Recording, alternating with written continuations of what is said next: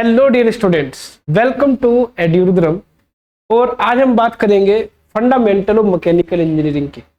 BTech first year के जो student हैं उनमें आपको पता है कि इस बार सिलेबस में चेंज हुआ है। तो ये जो आपका फंडामेंटल ऑफ मैकेनिकल इंजीनियरिंग है, जैसे कि ओड सेमेस्टर इस बार चल रहा है, तो ओड सेमेस्टर का आपका कोड होगा AME 101A। तो यहाँ पर ये जो आपको मैं कोर्स पढ़ा रहा हूँ, ये जो सिलेबस है, ये सिलेबस आपकी 3 स्ट्रीम को कवर करेगा।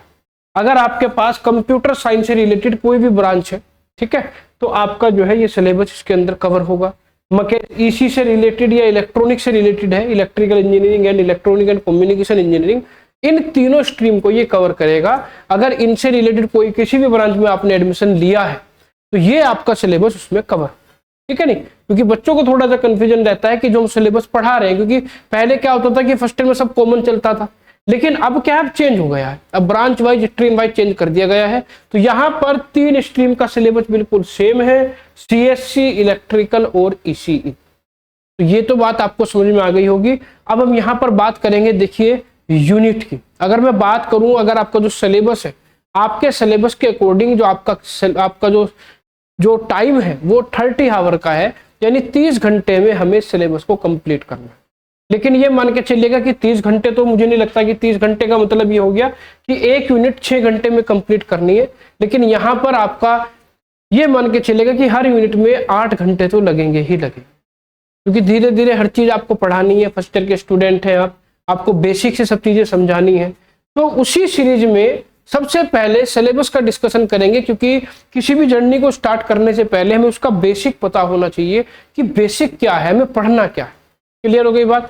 तो यूनिट 1 की अगर बात करूं तो यूनिट 1 में आप यहां पर पढ़ेंगे engineering mechanics and strength of material. Clear है। तो यहां पर आप मैकेनिक्स के बारे में समझेंगे, लोड के बारे में समझेंगे, लोड क्या होता है, फोर्स क्या होता है, और मटेरियल के बारे में पढ़ेंगे, कितनी तरह के मटेरियल यहां पर हमें देखने को मिलेंगे।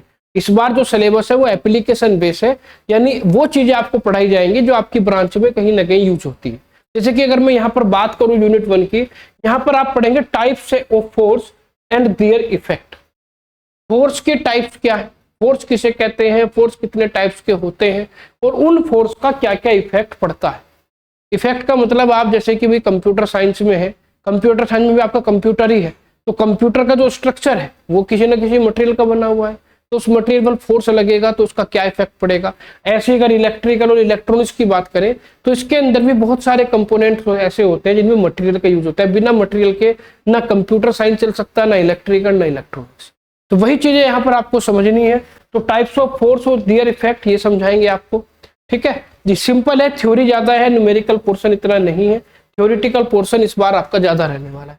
Concept of stress and strain, जब भी हम किसी बॉडी पर फोर्स लगाते हैं तो वहां स्ट्रेस और स्ट्रेन ऑटोमेटिक डेवलप हो जाती है। तो जब हम लोड को समझेंगे, फोर्स को समझेंगे, तो यहाँ पर आपको स्ट्रेस और स्ट्रेन का कॉन्सेप्ट भी समझाया जाएगा। इसके बाद बात करेंगे बीम की। बीम में आप पढ़ेंगे types of load. Types of load आपके आएंगे पॉइंट लोड और UDL। 2 तरह के लोड यहाँ पर आते हैं, UVL भी होता है, वो भी आपको समझा दिया जाएगा। इसके बेस पर आपको थोड़े बहुत न्यूमेरिकल भी कराए जाएंगे, क्योंकि बीम की रिएक्शन कैसे फाइंड आउट होती है ये भी आपको बताया जाएगा। इसके बाद हम चलेंगे इंजीनियरिंग मटेरियल। इंजीनियरिंग मटेरियल की बात करेंगे और इंजीनियरिंग मटेरियल में आपको समझाएंगे कि इंजीनियरिंग मटेरियल में मेटल्स क्या होती है, पॉलीमर क्या होता है, सिरेमिक क्या होता है, कंपोजिट क्या होता है, और इनकी प्रॉपर्टी और इनका यूज। भाई किस मटेरियल की क्या प्रॉपर्टी है और किस मटेरियल का कहां पर यूज किया जाता है, ये बेसिक आपको क्लियर करा जाए। तो ये टॉपिक पढ़ने के बाद फिर हम सीधा आ जाते हैं एप्लीकेशन पर। एप्लीकेशन में आपको बताएंगे कि जो ये हमने आपको पढ़ाया है इसका एप्लीकेशन कहाँ है, कहाँ से यूज करते हैं। जैसे कि अगर हम बात करें एप्लीकेशन में, frame of A laptop server rack. Server rack होता है आपका लैपटॉप जो होता है, कंप्यूटर होता है, उसका फ्रेम, उसकी बॉडी बनाने में मटेरियल का यूज होता है, ठीक है नहीं। फिर उसके बाद load on A tower antenna. जो इलेक्ट्रॉनिक्स के स्टूडेंट है, टावर एंटीना के बारे में पढ़ेंगे आप आगे जाके। तो टावर एंटीना में जो आपका लोड लगता है वो किस किस तरीके से लगता है, क्या कॉन्सेप्ट उसका होता है, उन सब चीजों को समझाएंगे। उसके बाद material selection for a robot arm. जो रोबोट होता है, जो रोबोट की आर्म बनाते हैं, रोबोट को जो आर्म बनाने के लिए कौन सा मटेरियल हम यूज करते हैं उसके बारे में डिस्कस करेंगे।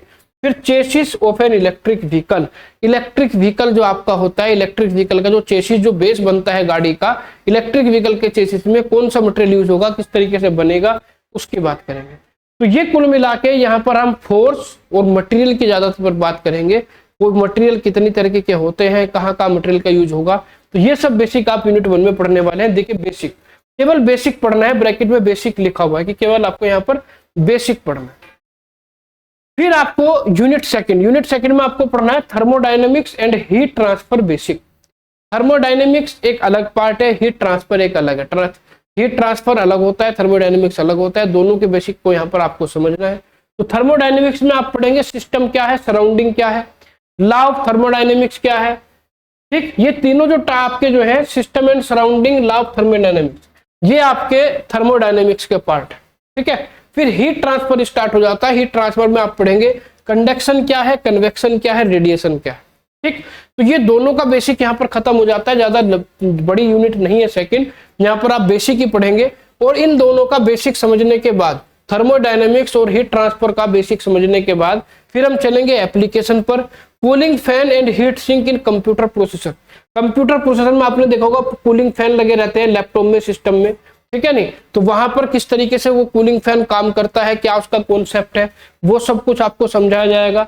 उसके बाद एसी इन ए सर्वर रूम डाटा सेंटर, जो सर्वर रूम होता है जहां पर कंप्यूटर का सर्वर बना होता है, या जैसे बीएसएनएल के ऑफिस वगैरह आपने देखे होंगे, टेलीकॉम के ऑफिस, वहां पर सर्वर रूम जहां मशीनें लगी होती है, वहां पर एसी भी लगाई जाती है, तो वो पूरा कॉन्सेप्ट आप यहाँ पर समझेंगे। और ईवी बैटरी थर्मल मैनेजमेंट, जो ईवी जो इलेक्ट्रिक व्हीकल में जो हम बैटरी यूज करते हैं वो हीट हो जाती है, तो उसे हीट को, उस बैटरी को ठंडा करने के लिए हम क्या मैनेज सिस्टम लगाते हैं, उस मैनेजमेंट सिस्टम की यहाँ पर हम बात करेंगे। तो कुल मिलाकर ये आपकी यूनिट सेकंड रहने वाली है। फिर बात करते हैं यूनिट थर्ड पर। यूनिट नंबर थर्ड आपकी आती है machine element and power transmission.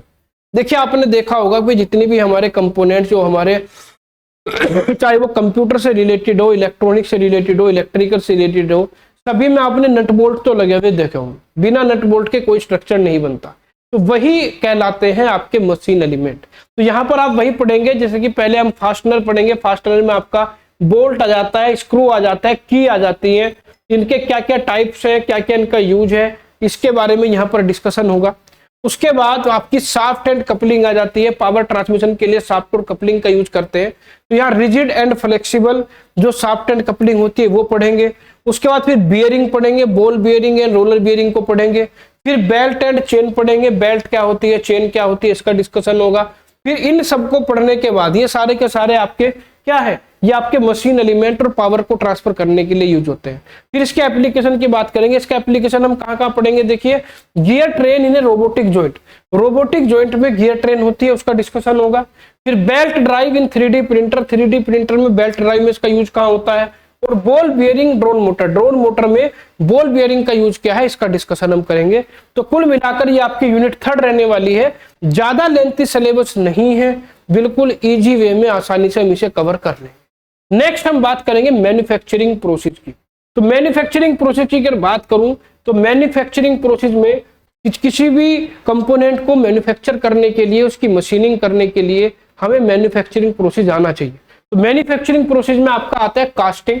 Casting में हम किसी भी मेटल को मेल्ट करते हैं, मेल्ट करने के बाद उसके एक जिस शेप में बनाना तो उस शेप में बना लेते हैं, वो सब यहाँ पर आपको समझाएंगे। फिर फॉर्मिंग, फिर आपकी मशीनिंग, मशीनिंग में हम यहाँ पढ़ेंगे ड्रिलिंग, मिलिंग और ग्राइंडिंग।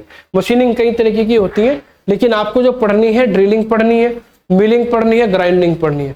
उसके बाद फिर जॉइनिंग, जॉइनिंग का मतलब जैसे कि वेल्डिंग प्रोसीजर जो होता है उसमें आपका सोल्डरिंग और ब्रेजिंग आ जाएगा, क्योंकि इलेक्ट्रॉनिक्स और इलेक्ट्रिकल में सोल्डरिंग ब्रेजिंग, कंप्यूटर साइंस वगैरह में सोल्डरिंग ब्रेजिंग यूज होती है। आर्क वेल्डिंग या गैस वेल्डिंग का ज्यादा यूज नहीं होता। फिर एडिटिव मैन्युफैक्चरिंग इसके अंदर आ जाती है। एडिटिव मैन्युफैक्चरिंग में आप पढ़ेंगे 3D printing, CNC machine concept, ये पढ़ेंगे। और इसके बाद आपका आ जाता है एप्लीकेशन।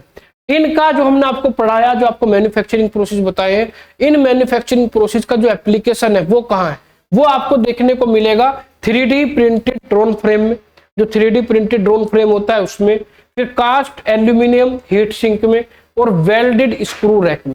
तो ये आपके एप्लीकेशन होंगे। एक एक करके जब टॉपिक को डिस्कस करेंगे तो हर चीज आपको बिल्कुल क्लियर होती चली जाएगी। यानी यहाँ पर पूरा मैन्युफैक्चरिंग प्रोसेस आपको सिखाया जाएगा, ये कंपोनेंट्स जो आपके बनते हैं उन्हें हम किस तरीके से मैन्युफैक्चर करते हैं, कौन कौन सी टेक्नोलॉजी का यूज करते हैं, बिल्कुल बेसिक आपको क्लियर कराया जाए। ठीक है, चलिए आगे हम बात करते हैं mechatronics, robotics and emerging mechanical system की। यहाँ पर मैकाट्रॉनिक्स की बात आ जाती है। मैकाट्रॉनिक्स का जो कॉन्सेप्ट है बड़ा ही अच्छा कॉन्सेप्ट है, मैं आपको बता दूं, क्योंकि आजकल जितने भी कंपोनेंट्स मार्केट में आ रहे हैं, जितनी भी मशीनरी मार्केट में आ रही है, चाहे वो आपका फ्रिज हो, एसी हो, वॉशिंग मशीन हो, जितने भी इलेक्ट्रॉनिक इक्विपमेंट या कंप्यूटर से रिलेटेड इक्विपमेंट आ रहे हैं वो सब मैकाट्रॉनिक्स से रिलेटेड है। यानी उसके अंदर एक से ज्यादा इंजीनियरिंग का यूज हुआ है। उसके अंदर आपको कंप्यूटर साइंस का भी यूज मिलेगा, मैकेनिकल इंजीनियरिंग का यूज मिलेगा, इंफॉर्मेशन टेक्नोलॉजी का यूज मिलेगा, आपको टेलीकॉम का यूज मिलेगा, आपको जो है इलेक्ट्रॉनिक्स इलेक्ट्रिकल का यूज मिलेगा, कंट्रोल सिस्टम का यूज मिलेगा। तो उन सबका कॉम्बिनेशन जो बनता है वो आपका क्या बनता है, मैकाट्रॉनिक्स बनता है। ठीक है नहीं, तो यहाँ पर मैकाट्रॉनिक्स, रोबोटिक्स और इमर्जिंग मैकेनिकल सिस्टम ये तीनों यहाँ पर कवर होंगे। मैकाट्रॉनिक्स में हम पढ़ेंगे इंट्रोडक्शन टू मैकाट्रॉनिक्स, मैकाट्रॉनिक्स क्या होती है उसका पूरा इंट्रोडक्शन। उसके बाद एक्ट्यूएटर्स पढ़ेंगे। एक्ट्यूएटर्स क्या होता है, देखिए आपको मैं बता दूं, एक्ट्यूएटर्स होता है जो किसी भी मशीन को मोशन प्रोवाइड कराता है। जैसे कि मोटर हो गया आपका या हाइड्रोलिक सिस्टम हो गए, ये सब मोशन प्रोवाइड कराते हैं। तो इसमें एक्ट्यूएटर में आप पढ़ेंगे DC motor, stepper motor, servo motor, hydraulic and pneumatic actuator, क्योंकि हाइड्रोलिक और न्यूमेटिक से भी आप जो है मोशन को क्रिएट कर सकते हैं। उसके बाद आता है इंट्रोडक्शन टू रोबोटिक्स। ये आपका यहाँ तक मैकाट्रॉनिक्स का टाइप है, ये मैकाट्रॉनिक्स से पूरा। फिर रोबोटिक्स में आप पढ़ेंगे कार्टेशियन, स्केरा और आर्टिकुलेटेड, ये आपका जो है रोबोटिक्स का पार्ट आता है। रोबोटिक्स के बाद आपका आता है ड्रोन। ड्रोन के अंदर जो आपका ये इमर्जिंग मैकेनिकल सिस्टम है, ये ड्रोन आ जाता है। ड्रोन आपने देखा भी होगा, जो शादी विवाह में आपने देखा होगा वीडियोग्राफी के लिए ड्रोन का यूज करते हैं। तो ड्रोन आजकल बहुत प्रचलन में है, ये न्यू टेक्नोलॉजी है, लगभग 4-5 सालों में बहुत ज्यादा ड्रोन का यूज होने लगा। यहाँ पर air frame, propulsion, flight control concept and industry 4.0।